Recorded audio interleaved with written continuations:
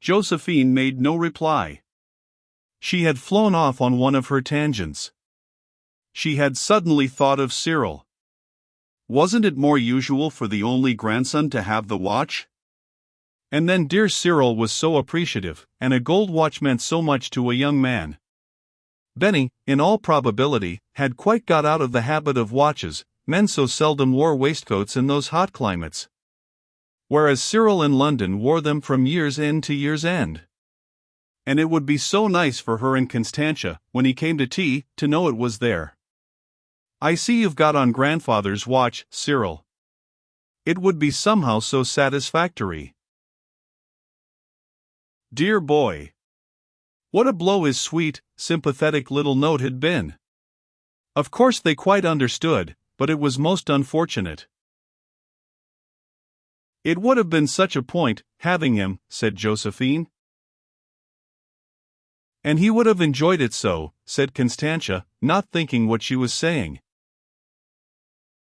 However, as soon as he got back he was coming to tea with his aunties.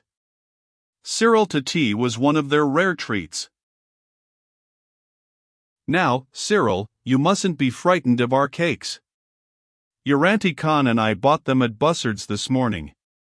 We know what a man's appetite is. So don't be ashamed of making a good tea.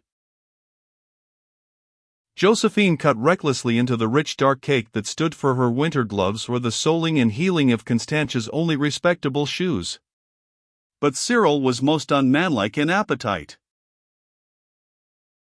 I say, Aunt Josephine, I simply can't. I've only just had lunch, you know. Oh, Cyril, that can't be true. It's after 4, cried Josephine. Constantia sat with her knife poised over the chocolate roll. It is, all the same, said Cyril. I had to meet a man at Victoria, and he kept me hanging about till there was only time to get lunch and to come on here. And he gave me few. Cyril put his hand to his forehead. A terrific blowout, he said. It was disappointing, today of all days. But still he couldn't be expected to know. But you'll have a meringue, won't you, Cyril, said Aunt Josephine. These meringues were bought specially for you. Your dear father was so fond of them. We were sure you are, too. I am, Aunt Josephine, cried Cyril ardently. Do you mind if I take half to begin with? Not at all, dear boy, but we mustn't let you off with that. Is your dear father still so fond of meringues? Asked Auntie Con gently. She winced faintly as she broke through the shell of hers. Well, I don't quite know, Auntie Con, said Cyril breezily. At that they both looked up. Don't know, almost snapped Josephine. Don't know a thing like that about your own father, Cyril? Surely, said Auntie Con softly. Cyril tried to laugh it off. Oh, well, he said, it's such a long time since, he faltered. He stopped. Their faces were too much for him.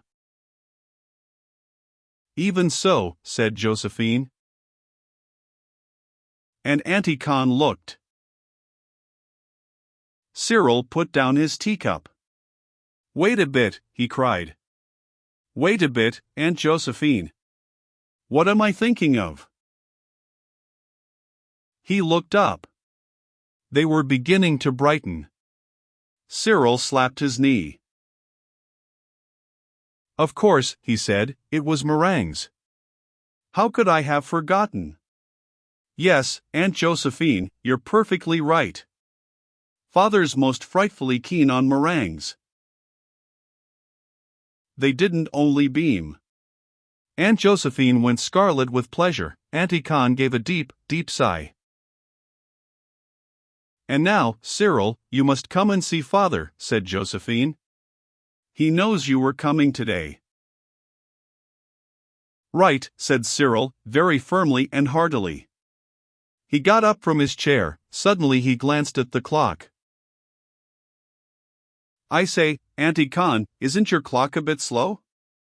I've got to meet a man at Paddington just after 5. I'm afraid I shan't be able to stay very long with grandfather. Oh, he won't expect you to stay very long, said Aunt Josephine. Constantia was still gazing at the clock. She couldn't make up her mind if it was fast or slow.